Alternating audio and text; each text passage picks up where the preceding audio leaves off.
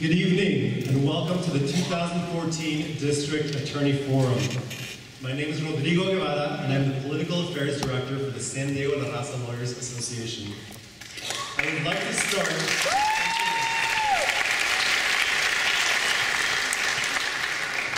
start by expressing my gratitude for those that have made tonight's event possible.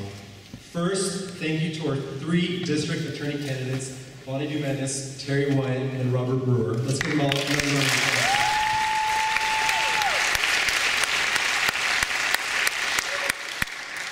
Second, I'm grateful to our San Diego Raza Lawyers Board and our Political Affairs Committee for helping plan this event.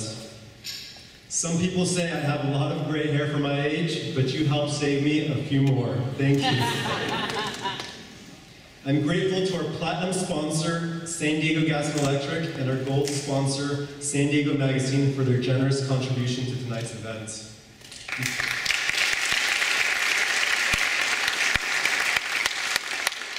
I'd like to thank our media sponsors, KSDY and Univision Radio. Thank you. I'd also like to thank our partnering organizations that helped us plan and promote this event, and to all our questioners here in the front in our panel. Thank you. And last but not least, I would like to thank each and every one of you in the audience for attending tonight. It is you that inspired us to organize this District Attorney Forum. Now, I want to talk a little bit about why this district attorney race matters to the Latino community and to the community at large. Crime and criminal punishment are some of the most important public policy questions in American politics today, yet our community often does not seem to fully grasp the district attorney's power to influence that public policy. In the lead up to this event, 2 of our association's committee members, Rafael Hurtado and Ben Aguilar, organized community workshops to educate community members, including immigrants, on the power and impact of the district attorney's office. It came as no surprise that participants had virtually no idea what the district's attorney's role in serving our community was. Now, it's not just immigrants and minorities that are uninformed. Consider this. 12 years ago, in 2002, the last time we had a district attorney race, nearly 80,000 voters that voted for the gubernatorial candidate did not vote for the district attorney candidate. This is a serious problem, and we can do better. Our goal here today is to delve deeper into these public policy questions, to shed light on certain criminal justice issues, and understand the district attorney's power over those issues. For example, crime has steadily declined in San Diego County and in the United States over the last 20 years, but our prison population over that same time has doubled from 1 million Americans behind bars to over 2 million Americans behind bars. This is a powerful statistic. Our goal here is to understand the causes behind this seeming paradox, and to ask our candidates how and why we punish. Our candidates today will answer questions related to how we punish persons such as juveniles, human traffickers, and whether we are punishing persons that are put in jail before they are found guilty. Candidates will answer questions related to why we punish drug offenders, which represent close to 40% of the district attorney's felony prosecutions, and whether rehabilitation options are a viable alternative. Lastly, we will also explore how each district attorney candidate plans to work with local law enforcement and the public at large to both educate our communities on public safety issues and improve processes that either treat people unfairly or unequally. In his draft of the Declaration of Independence, Thomas Jefferson set forth the principles that all persons are created equally, and that it is from that equal creation that they derive their rights to life, liberty, and the pursuit of happiness. Our district attorney is tasked with the somber role of taking those rights away from individuals. It is our duty as a community to ask how and why each of our district attorney candidates will take away these rights from offenders if elected. Joanne Farion and Amitha Sharma will be responsible tonight for shepherding the candidates through this forum. It is my pleasure and privilege to introduce them both to you today. Joanne Farion is an award-winning journalist with iNewsSource, a nonprofit journalism enterprise embedded in the KPBS newsroom. Amitha Sharma is part of the KPBS Investigative Reporting Unit and occasionally hosts KPBS's Evening Edition. Now, without further ado, I present to you Joanne Farion and Amitha Sharma. Thank you.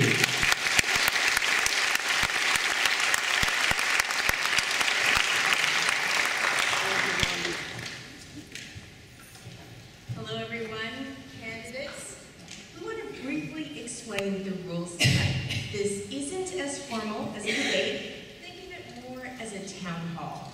The questions have been pre-selected from among SDL-RLA members, its partnering organizations, and experts in particular fields. I'm going to loosely keep track of time. Candidates will get about 2 minutes to respond to questions, but I strongly urge other candidates to jump in at any time. We really want a lively discussion. We want to get a sense of how you think, not a rehearsed stump speech. I'll be the referee, but as long as you stay on topic and you answer the question and don't evade it, I'll let you keep going. Our goal tonight is quality answers, not quantity, but we do expect to cover about 8 key issues. And now while Amitha makes her way down to the audience to begin questions, I'll remind candidates we will have closing statements. They will be timed. You'll get up to 3 minutes. The yellow light will come on during the last 30 seconds.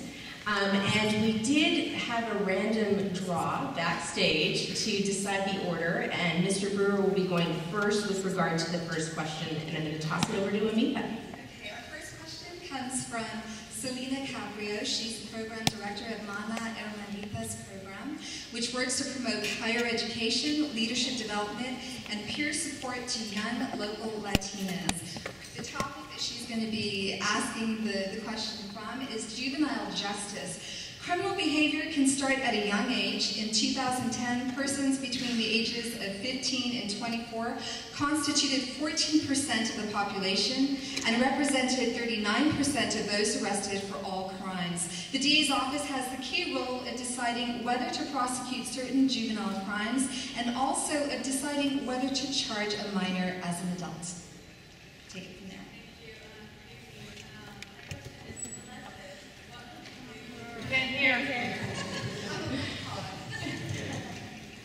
Good evening. Thank you, candidates, for joining us.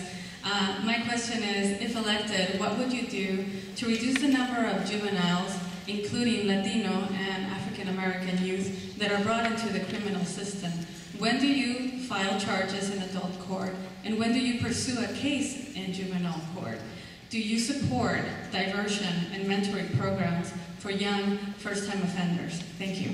Yes, good evening, and thank you all for being here. My name is Bob Brewer, and I have the pleasure of answering the first question. Again, thank you.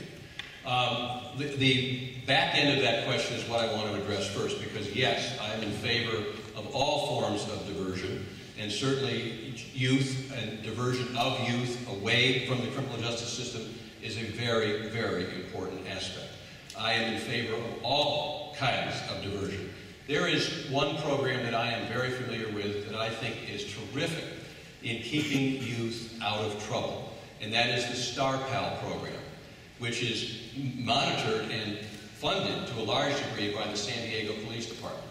And there are 4 police officers assigned to Star Pal, and they mentor young juveniles between the ages of, I think they started around 9 and it goes up to 15 or 16. They offer them all kinds of activities after school. They teach them about what a policeman's job is and help foster a strong relationship between the juveniles and the police. As to charging, obviously prosecutorial discretion is critical, and we need to look at all the factors that go into charging anyone with a crime, but certainly juveniles, you have to be extra careful and look at all the factors. Again, we want to keep juveniles out of the system. The revolving door is what we're opposed to. I am opposed to. We need to come up with ways to train and keep the youth focused on goals and keep them out of gangs. Anti-gang activity is very, very important. And as district attorney, I will do everything I possibly can to form outreach programs, to educate, and to keep the youth out of gangs. Keeping them out of the criminal justice system is one of our goals. Thank you. Ms. Wyatt?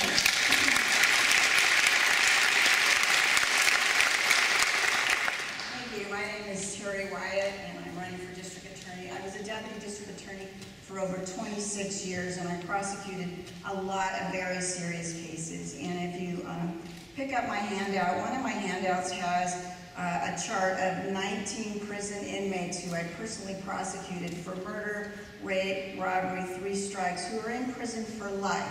Part of my platform as district attorney when elected is to take our resources that we're utilizing in trying to rehabilitate prison parolees, adults who have been in and out of prison, and divert that over to our juvenile justice system. Do a better job with our juveniles at 12, 13, 14 when they first commit minor crimes, because we do have too many young people, young men shooting at each other still in this county. We do have too much gang activity, and we do not want to send anyone to prison for life. We want to turn them around, keep them from becoming hardcore gang members, keep them from becoming adult criminals who are in and out of prison, keep them from getting on a list like the one I have of 19 inmates who are in prison for life for murder.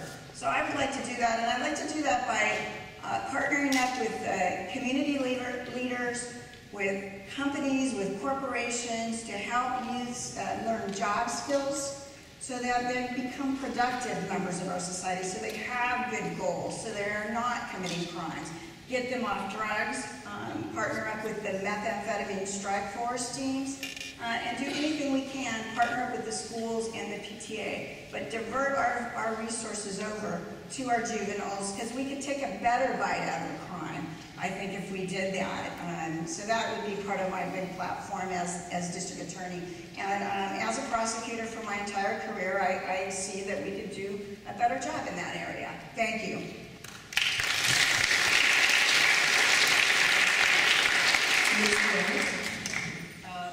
This is a conversation that we could have for a long time. Let me just share with you that first, as a deputy district attorney, I spent 2 years in the juvenile court doing dependency work, which is foster kids, child abuse, and that oftentimes is where it begins, is those that are abused become abusers. Then when I was on the bench, I spent 5 years in the juvenile court. And when I bring new deputy DAs on, I tell them that that is one of the most important areas that we have in the office, because if we can stop things there, we won't have to deal with it later. With respect to the filing decisions and diversion, as a judge, I started the drug court for adults, which is a program that works with nonviolent offenders to get them clean, sober, and productive. As a juvenile court judge, I worked in the drug court for juveniles. Much more difficult because juveniles think that they are invincible. But it is a good program. But let me back up a little bit and just explain how it happens, because I think there's a little bit of a misconception. Whether we get a case or not is based on whether or not probation refers the case to us. And many of the times, the diversion programs are actually law enforcement programs that we support, I support as the district attorney, and we divert many kids. In fact, more than 41% haven't come into the system. I'm trying to figure out how to say this right, but we are down 41%. We have programs in the juvenile court for drug addiction, for mental health issues. We also have a joint delinquency, dependency court, so that in case somebody really shouldn't be treated as a criminal, so to speak, we don't call juveniles criminal, but a ward, they go to dependency. With respect to whether or not to treat them as adults, that's a decision that I cherish very deeply, having been a juvenile court judge, There are 707 hearings that I generally think is a judge's ability to see the evidence, hear the evidence, and make that decision based on all the circumstances. But there are some cases that are required to be direct to the adult court, and also there are some cases that are so heinous that we jointly make a decision about whether or not to charge them as an adult, and we do.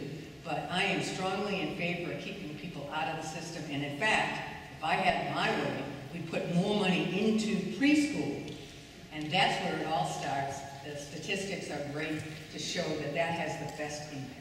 I want to just do a follow-up to the other two candidates because, Ms. Dumanis, you mentioned about charges in adult court versus juvenile court. To that question, I know you sort of touched on it, the other candidates, but specifically just in 15 or 20 seconds, are there certain crimes, and what are they, that you believe rise to that level where you would charge a juvenile in adult court? Well, obviously, of course, there's serious crimes, and when there are serious crimes committed by juveniles, we have to take a hard look at charging them as adults.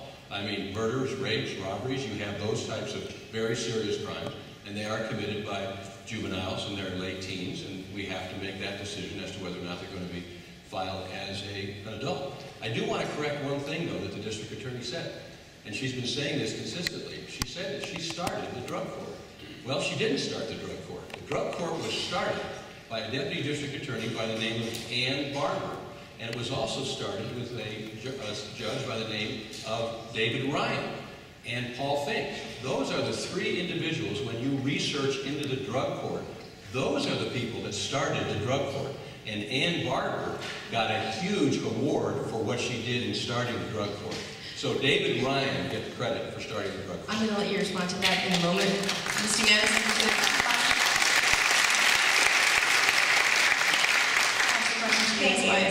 On the direct file of juveniles, there are some cases that are so violent, so heinous, that the district attorney has the discretion to file those directly in adult court, and I do think that's been a good program for hardcore gang violence, and that's what we have used it for, and I support that. Thank you. And Mr. Jones, did you want to respond? Well, I think my record speaks for itself. North County branch had a different version. We had the first drug court that brought law enforcement, and we worked on it, and I've been recognized nationwide as being one of the supporters. And I also want to mention, by the way, I forgot, I'm a big supporter of MANA. We have our people in the district attorney's office go out to mentor young kids in schools so that they will look at becoming an investigator or a prosecutor. We have a diversity web page so that people can go there. We do a lot to outreach to the community so that kids won't get in there, including a youth advisory board. And I'm going to move now to the second question to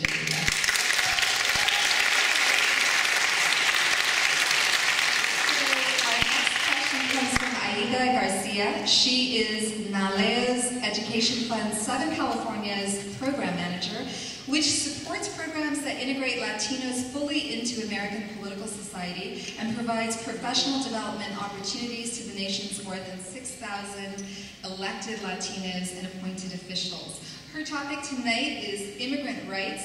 California currently deports more immigrants with no or only minor criminal convictions than any other state, often through local law enforcement collaboration with federal immigration authorities. This results in immigrant communities having a low level of trust in law enforcement and results in victims of crimes not reporting the crimes they have suffered. Thank you for being here. Should the DA's office have any role in cooperating with local law enforcement or federal immigration authorities to enforce our nation's immigration laws?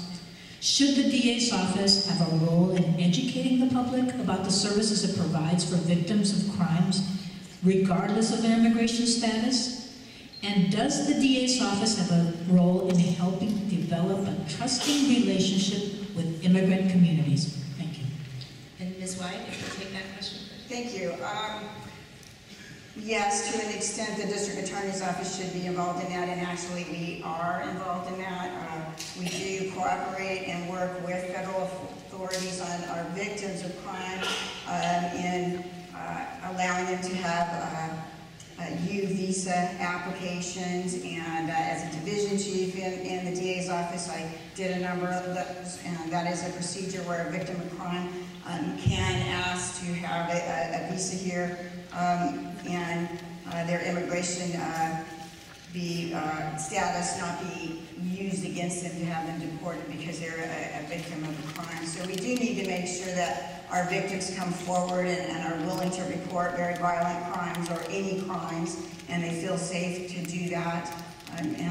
We can continue to educate the public that we're willing to do that and that they won't be deported because they reported a crime. And I think we're already doing that to a great deal and in a successful way. And I will continue to do that. Thank you.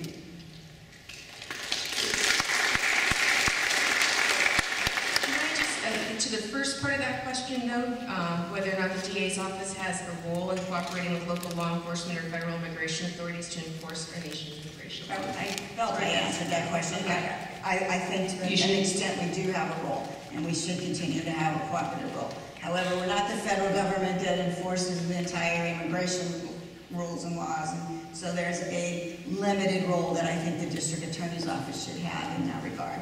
Thank you. Ms. Dumanis? Well, I don't think the DA's office really has a role in immigration status. We work cooperatively with law enforcement, but it's law enforcement that stops people, and that's when sometimes they become aware of the status of an individual.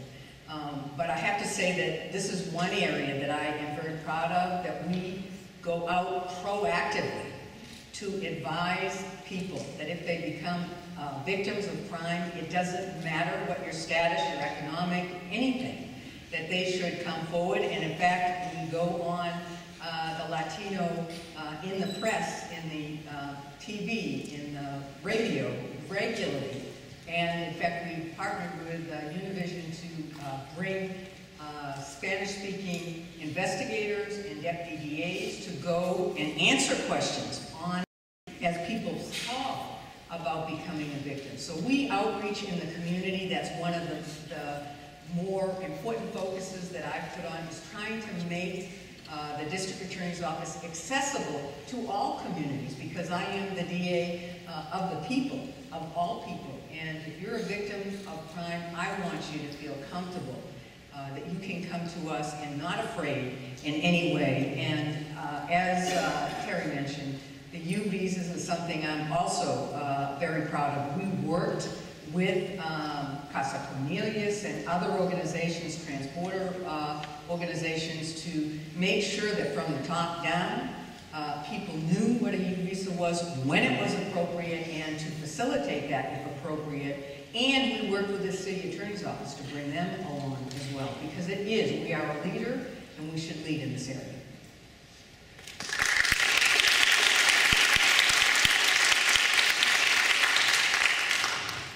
That was a three-part question, and as a former assistant U.S. attorney, I'm very familiar with immigration law and who is the first responder to enforce it, and it is the federal government.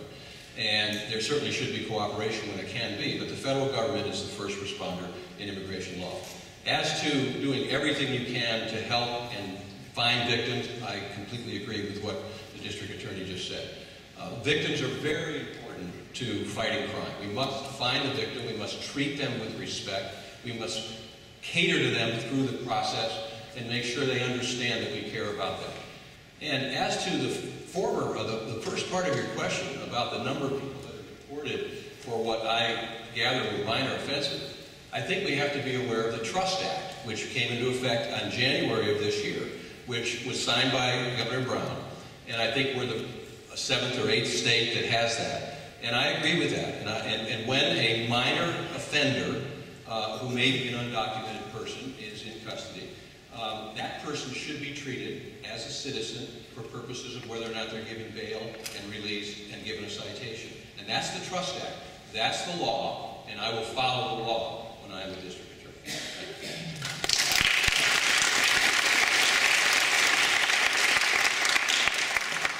Our next question comes from Carlos Ruan. He's the president of Justicia Criminal Defense Attorneys, a San Diego-based organization dedicated to reaching out to the Latino community, particularly in the area of mentorship and gang intervention. His topic is jails The central issues in the adjudication process is whether the accused is guilty of a crime and whether the prosecution can prove beyond a reasonable doubt that the crime was committed.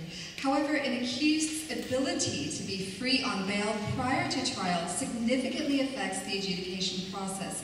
Currently, more than 60% of people in California's jails are being held pre-trial. Should the DA's office reduce the rate of pretrial incarceration in San Diego County? If so, what steps could the DA's office take to safely reduce the rate of pretrial incarceration in San Diego County? Does holding suspects that can't afford bail punish them before they're found guilty? Mr. I think having been a former judge, the bail schedule is developed by the court, and so with a committee of judges, but we have input into that as well. So when someone is charged, it's based on a bail schedule, and it's based on flight risk, public safety, those kinds of things. Having said that, we have what's called AB 109, or prisoner realignment, and we have developed, as a result of that, that's the shift from the prisons to the local jail, where we have, at least the last offense is a low-level offense, which means that now we have many more people in jail than before, and so we're now having to look at other ways to deal with detention issues because of the bed space. And working with the Sheriff's Department, there is a program, it's called CPOC. It's a bracelet, a GPS bracelet, and other levels. We also have pretrial services that will look at someone. We get together and agree whether or not, with the court, whether or not that person is a risk, and if they're not, then they are put on that and they are monitored. If they're not viewed as a safety risk, they are often released. It's usually the more serious crimes that they stay in custody, but we are looking at more and more opportunities for pretrial release. In fact, we're looking at the federal system, which has more active pretrial, so that we can also use places like that to do it. Mr. Burke? Yes, AB 109 has caused a huge problem in the jail population of San Diego County and most counties in the state.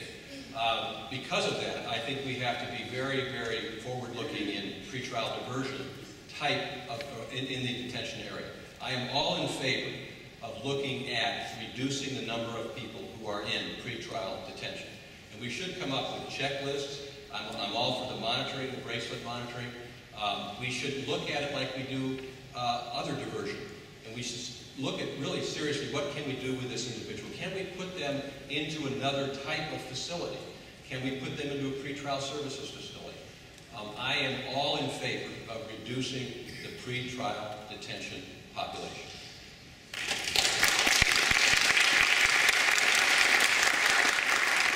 Thank you.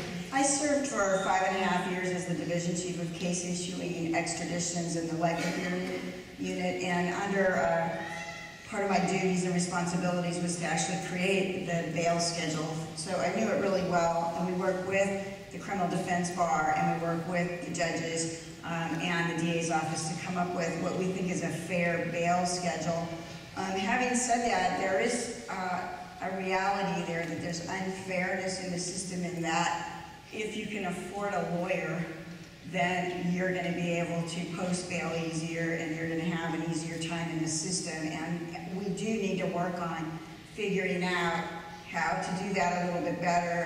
That's a socioeconomical or a pure economical issue that does result in an unfairness in our system. And I think we can look at that a little bit better and make sure that we're imposing the laws in a way that's an equal protection of the laws. Equal protection of the laws is an important cornerstone of our Constitution. And we do need to do a better job with that because we have too many people of color at all stages incarceration for a longer period of time. I don't have all the answers, but I would really like to work with everyone in our community to figure out how to not have so many people of color in our prison systems and in jail longer. There's a better way of doing it. And I know the district attorney in El Paso has a system, which I think we ought to look at, which is when somebody is arrested for a crime, there are deputy district attorneys 724 experience on board to determine whether there's proof beyond a reasonable doubt from the get-go whether that person should even be held in jail. And I think that would alleviate some of the jail overcrowding. But you have to balance that with safety of the community, because you don't want to have a revolving door of arresting somebody right away and having them released right back to go back to the victim that maybe they had victimized. It's very important to make sure we're protecting victims in our community at the same time.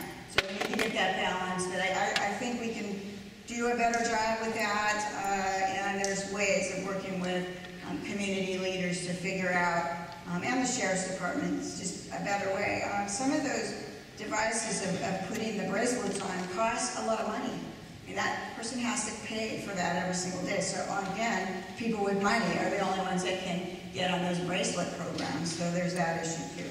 Thank you. Nobody is deprived of being on that because of money. So if the person can pay, they certainly would pay, but if not, then the county pays for that. And I also want to just point out that judges actually get probable cause determinations when cases come through the system, and review the police reports to make sure that there's a reason for them staying in the system. So there are a lot of different avenues, but I also want to say that we meet about every 6 weeks with a criminal defense bar, and we have the public defenders are all represented, as well as the retained or defense bar. And if you have ideas, I'm more than happy to take a look at it, because I'm all for thinking out of the box. That's what I'm known for, and I'll be happy to work on things with you.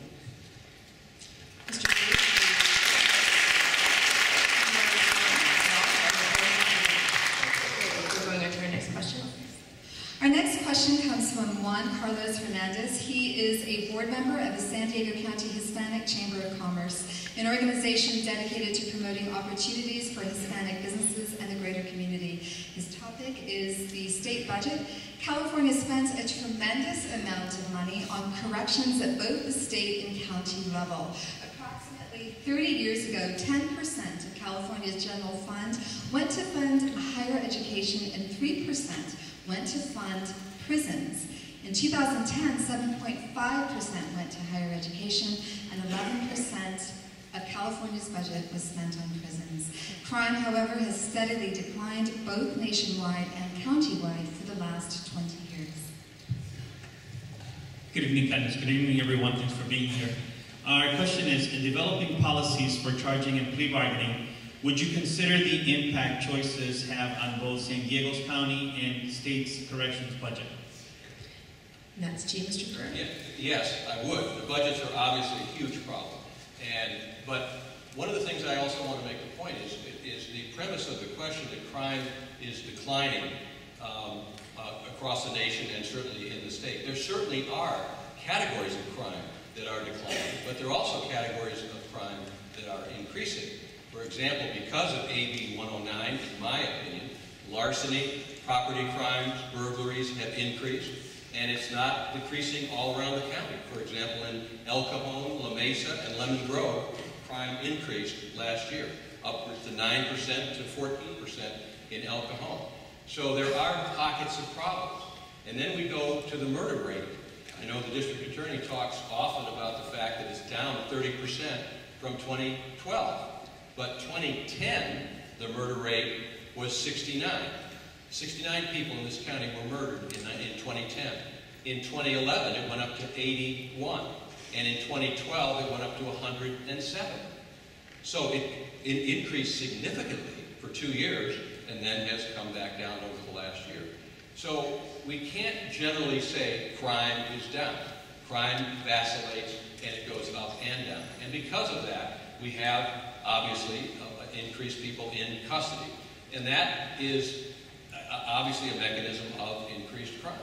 And as to cutting the budget, it is a huge problem in this state. AB 109 has increased the problem because we had to put 30,000 prisoners out of the state prison system back into the county jail system. And that has caused all kinds of problems. and there are a concomitant number of budgetary issues that have to be solved. So there's no silver bullet to solving this problem. Thank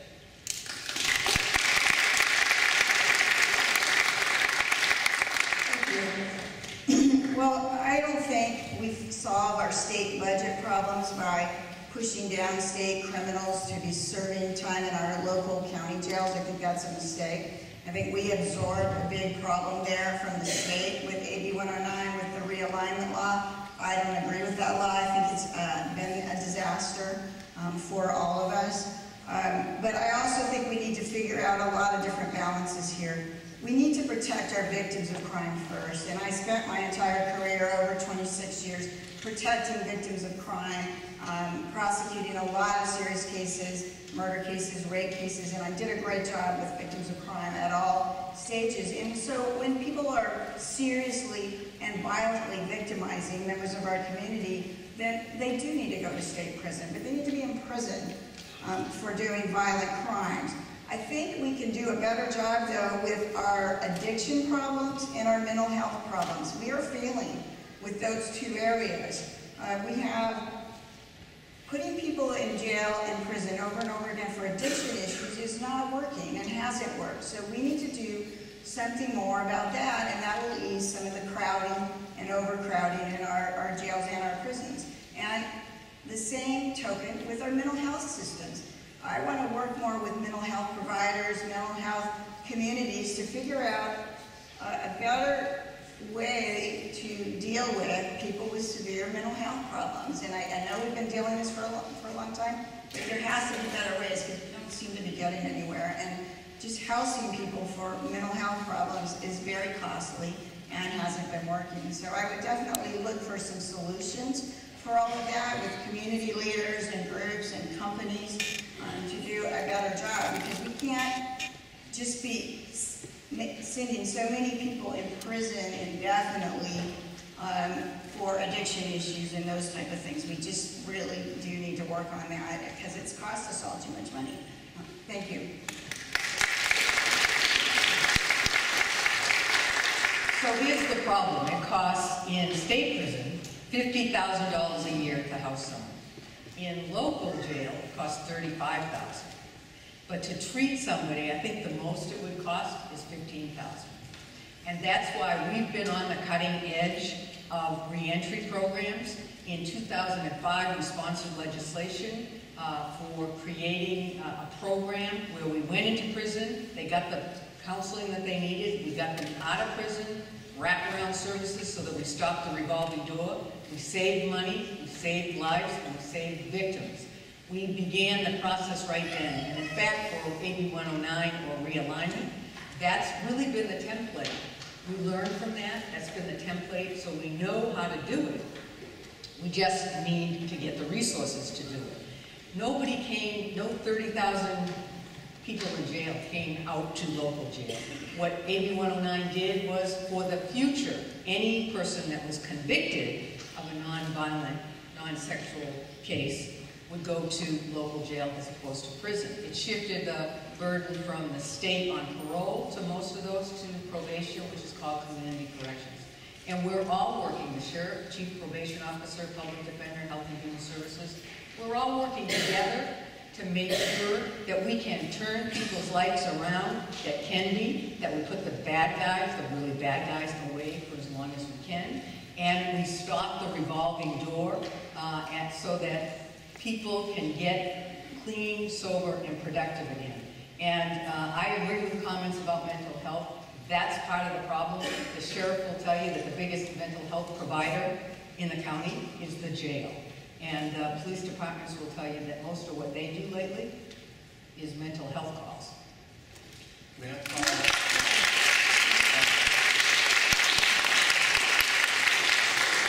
This is a follow-up. I just want to say that what Ms. Wyatt said about mental health and addiction is absolutely correct. We are not doing enough in that area.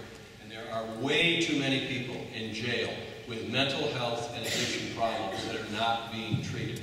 When I'm the district attorney, one of the first things I will convene a summit conference in this county of all the stakeholders in the mental health and addiction area, along with law enforcement and the sheriff, and we're going to sit down and we're going to say, how can we solve this problem?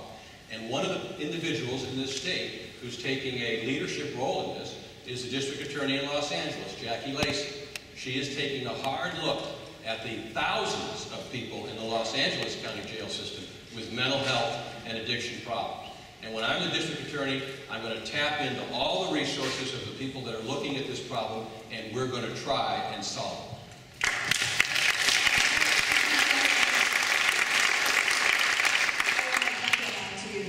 One, our county jails are not built to house long-term state prisoners.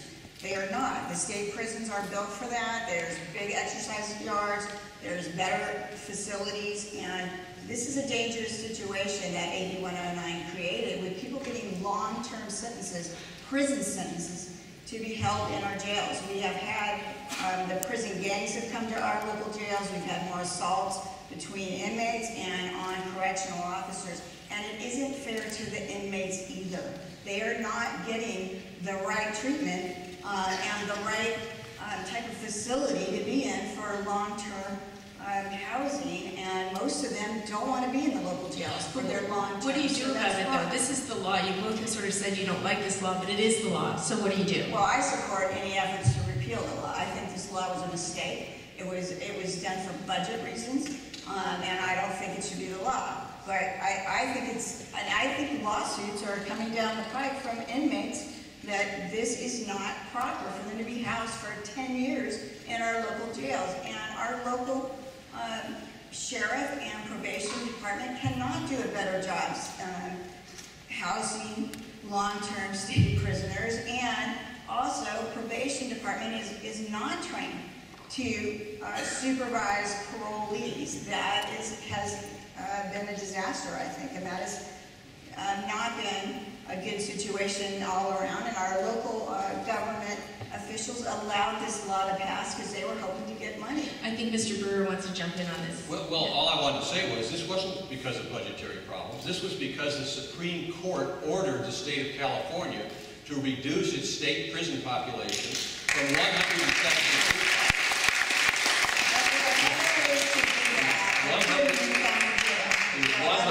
It was ordered to reduce it from 172% to 135%. It was a United States Supreme Court order. California had no choice. That's why AB 109 was passed. Now, they didn't fund it appropriately. I agree that we don't have the facilities to house long-term prisoners. I disagree with when the district attorney said 30,000 people weren't realigned. They were realigned. We had to reduce the number of people in the state prison system, and they were put into the county system, or they were put on probation. That's what happened. It was a terrible situation, but California created it itself. The people in Sacramento did not plan on housing 172% of the state prison system. Shame on them. Now we're living with the results, and it is a huge problem.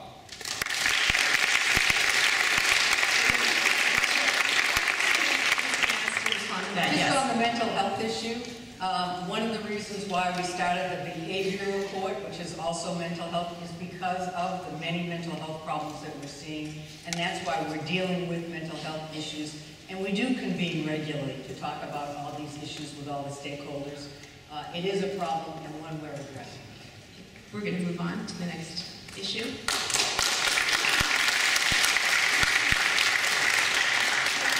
Question comes from Johanna Schiavone. She's president of Lawyers Club of San Diego, an organization that seeks to advance the status of women in the law and in society. Human trafficking. The issue of human trafficking, and particularly sex trafficking of minors, is a growing but sometimes invisible problem in the San Diego region. Recent statistics indicate that it is the fastest growing area for gangs and other organized crime entities. Thank you all for being here. My question is, what concrete steps would each of you take to address the issue of human trafficking, and specifically sex trafficking of minors, from a holistic view, both from within the district attorney's office and in the broader community? I can answer that. I think this office is already doing that. I would commend Dumanis for stepping forward and doing that quite a while ago, several years ago. We've had specialists doing human trafficking cases in our Family Protection Division, and we've stepped up our efforts in that way. Those cases are treated very seriously already, and those victims are being treated with as much compassion as possible. The second part of that, though, is I think the victims, we need to make sure we're following up on them when they start becoming defendants in juvenile court because of being victimized by human traffickers. I think we could do a little bit better job there and making sure we're continuing to look at them as victims when we need to and do that second half of it. But I think this office has already done a good job with this and has partnered up with agencies and the U.S. Attorney's Office as well. Thank you. Our office actually in 2006 handled the first case of human trafficking under the state law. For a long time it was primarily handled in the federal law, and we began doing human trafficking then. With the Sheriff's Department, they got a grant to start educating law enforcement to what to look for. Our office already, concretely, just to bring you up to date, we have been involved in human trafficking for several years now. We have renamed our sex crimes and stalking to sex crimes and human trafficking because it is such a vital problem right now. And we were just recognized in LA for, I was on a panel for best practices, and we work with the LA District Attorney, the YWCA there. Got some good ideas there too, as well. So we help put out posters for victims in areas that are required by the law, but in addition to where victims would be, gives a 1-800 number so that they can call, or if you think someone's a victim, they can call. We have people designated in every branch of our office to be doing human trafficking. We've helped sponsor legislation, and in terms of the victims or the young girls, and by the way, the young girls are the average age 12 to 14, and they're from our schools, not from other places, and it's opposing gangs working together. We are trying to take a more holistic approach, looking at trying to help the seroptimists and our community providers to get more shelters to put them in, as well as to look at ways we can treat them. Unfortunately, sometimes keeping them in juvenile hall is the best approach because the pimps are waiting for them and waiting for them at areas where they are released to. So we've got to do something to help them, turn them around so that they don't wind up back on the streets again.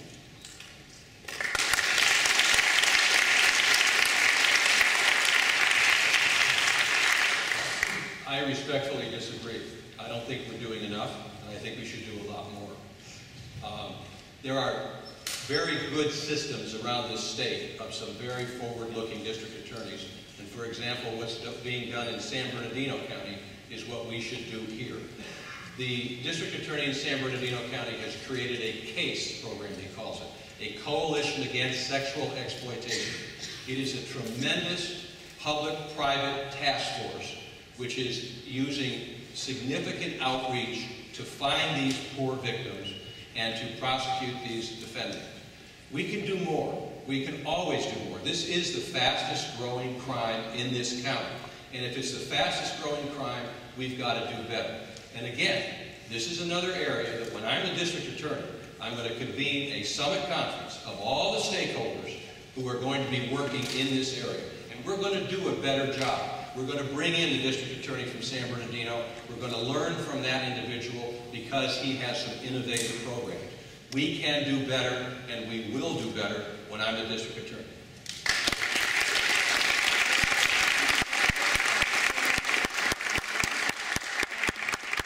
Just want to let you know that we were on the cutting edge. We convened a summit, I think it was last January, to bring all the stakeholders together, law enforcement, the community, and it was the Board of Supervisors as well, working together to come up with best practices and continue to have a human trafficking task force that gets together on a regular basis, countywide, and we are very proactive. That doesn't mean, though, there aren't new ways that we will look at. That's why we have California District Attorney's Office. We get together coming up pretty soon. I was president of that organization, and we share ideas. We talk to one another, and I'm all for any new idea. I'm going to cut in here and move on because we only have time for one more question before final arguments. We want to make sure you each get your 3 minutes, and we're going to ask this next question if you keep your responses to about a minute so that we get everybody out of here by 8 o'clock as promised. So our final question comes from Lizette Herrera. She's a board member of the San Diego County Bar Association, the region's oldest and largest law-related organization. Her topic is racial profiling. Until recently, the San Diego Police Department did not collect racial data related to traffic stops. As of approximately 6 months ago, the SDPD began systematically collecting racial data related to traffic stops. That data shows that African Americans are stopped twice as often as their driving age demographic representation, and that once stopped, African Americans' cars are searched at 3 times the rate of whites' cars, and Latinos' cars are searched at twice the rate of whites' cars. You know, appropriately enough, I got pulled over today and I got a ticket. And so, rightly so, though, I will admit to it. I do have to tell you, though, I was curious, do you believe that racial profiling actually exists in San Diego County? And if so, does the District Attorney's Office have a role in working with local law enforcement to reduce racial profiling in traffic stops? And just a reminder, we're going to keep these responses to a minute, and I believe, Ms. Dumanis, you're first to respond to this one. I think perception is reality, and I think there is a perception, and I think that it's being, at least in the San Diego PD, I think they're looking at it. But what we did in the DA's office was to invite the Vera Institute in to look at our case issuing decisions, to look at whether they were race neutral. I think that's a good idea to sort of drill down on the data. But I certainly think it's totally inappropriate to racially profile, and I would support any efforts to look at why that perception is out there, how to deal with that perception. If people are being stopped for that reason, then they should be dealt with and held accountable for doing that. It needs to be changed.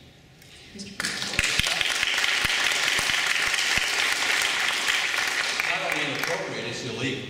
And the district attorney...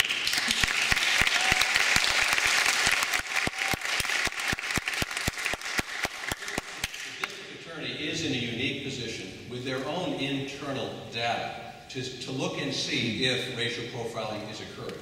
They can look at the circumstances of stops. Where do they occur? What are the neighborhoods? They can make that decision with their own internal data. And if they see any indication of that, they have to sit down with their police officer partners and say, this can't happen. And they have to explain the law.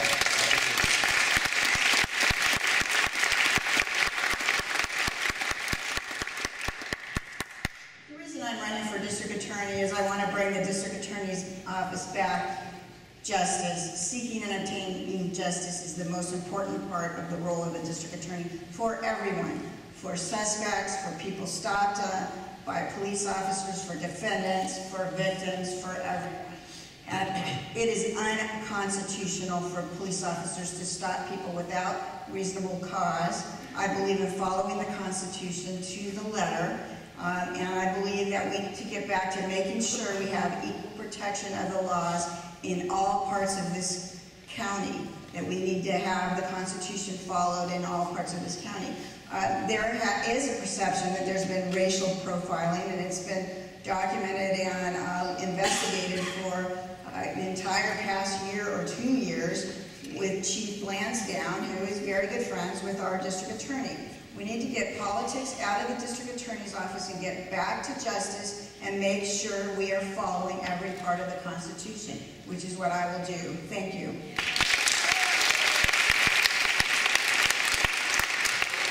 And now each candidate will have 3 minutes to make closing remarks. We're going to go in reverse order this time, which means we begin with you, Ms. Dumanis.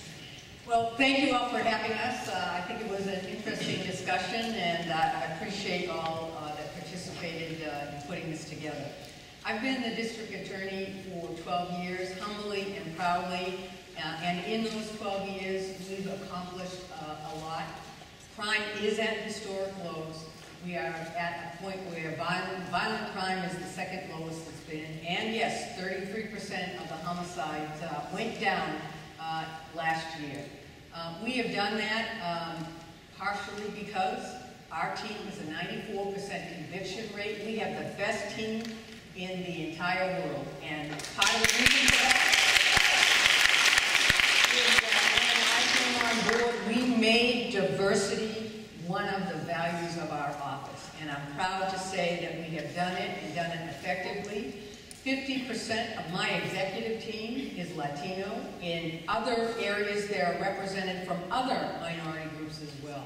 Nearly a third of our total employees are Latino.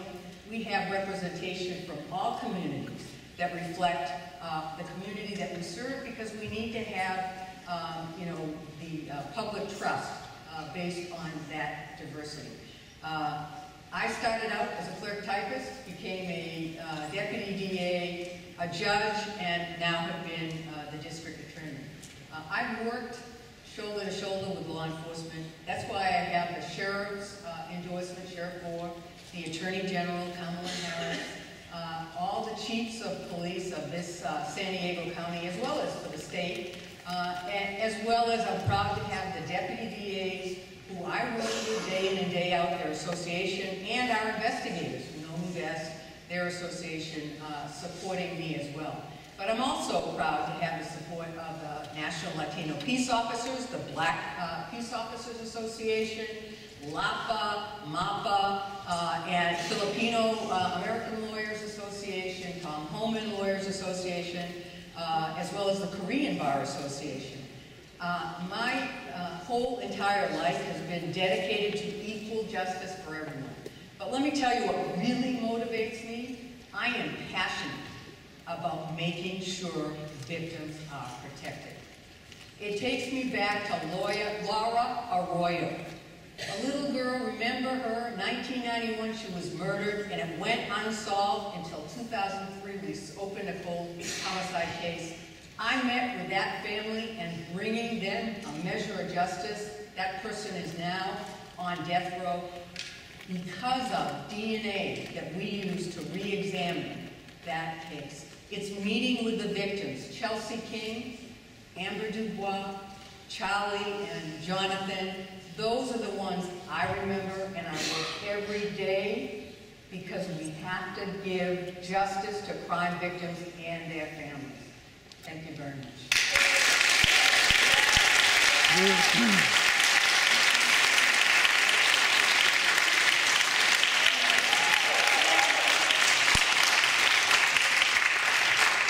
My name is Terry Wyatt, and I'm running for district attorney. I would like to be your district attorney.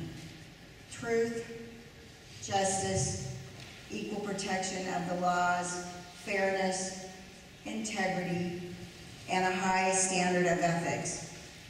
Those are the principles and values that you require of your district attorney's office. Those are the principles and values that I will bring to this office. I want to give voters a chance to elect a career prosecutor, not a politician. I have spent my entire career as a deputy district attorney prosecuting cases up and down this county, and I have represented and helped many, many victims over the time. I've tried almost 90 jury trials, 58 of them serious felonies. My father was a California Highway Patrol officer, and my mother was a registered nurse in San Bernardino County, so public service was in my blood. I'm 54 years old. I'm a California native. I came to San Diego in 1983 to go to law school, to this law school, USD. And I specifically went to USD to be a deputy district attorney because I believe in my core that being a deputy district attorney is about seeking and obtaining justice, period. Not about political grandstanding, not about ego, not about making any political choices. And I would like to bring this office back to only being about justice. I would like to create an elder abuse task force. We have not done a good enough job protecting our seniors. Crimes against elders are at 11% in San Diego City and 4% countywide. Last year alone, 14 elders died in this county believed to be from abuse or neglect in nursing homes. We need to do a better job with our seniors. As we all get older, we get more vulnerable. And I have prosecuted many serious cases, and I also handle the prison parole hearings of every case that I've prosecuted on murder cases so that those victims of crime and their loved ones know that I'm the same person handling the parole hearing for those murderers. And I'm proud to say many of those victims have supported me and endorsed me. But I am not the district attorney candidate that has pandered to special interest groups or is connected to the downtown political machinery. I'm an independent deputy district attorney who's a career prosecutor. And I do have an issue with Mr. Brewer being the district attorney because his prosecution experience is so limited and so remote. The last time he was a deputy district attorney was in 1977 for 2 years in Los Angeles, fresh out of law school. That is a long time. He has never been a deputy district attorney in this county and in this office. You need somebody that knows this office from the ground all the way up. That would be me. If it's time for a change, and I think people feel it's time for a change, then it should be the right change. It needs to be a career prosecutor, not a politician, and not somebody grandstanding or looking for a job for ego purposes. Thank you.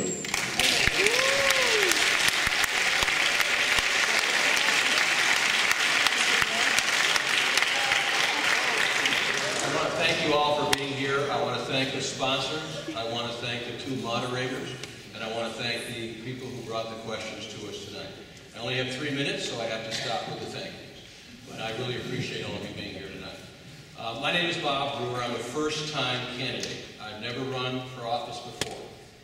But it's the right thing to do. It's the right thing for Bob Brewer to do.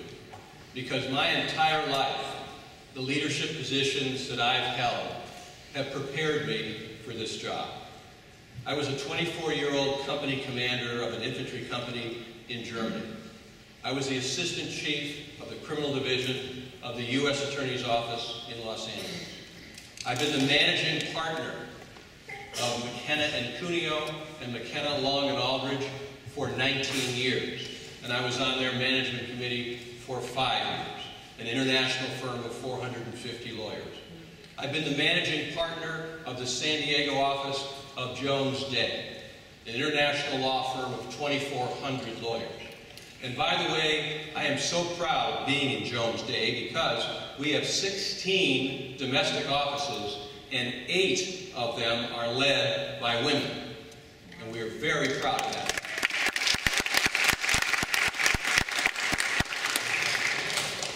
This experience that I just shared with you has prepared me through a lifetime of work to be the district attorney of this county. And it's definitely time for a change in leadership of this office. This is a law enforcement job. Everybody knows that. And all 3 of us competed to obtain law enforcement's endorsement in this county.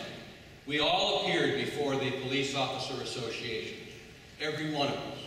We know how valuable that endorsement is. And 98% of the police officer associations in this county chose me as the most qualified person to be the next district attorney. Yeah.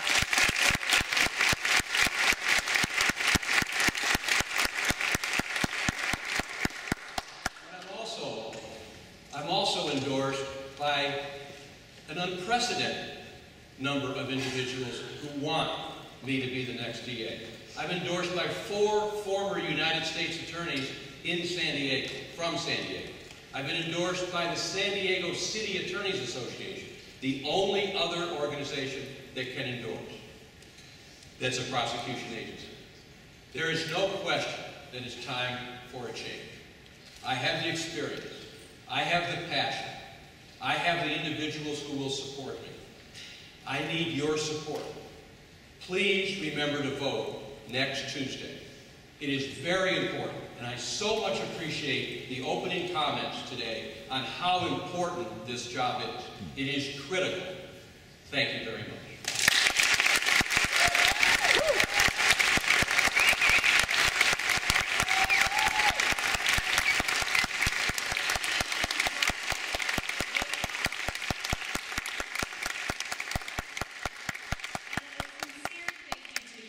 I think that was a really civil and informative discussion.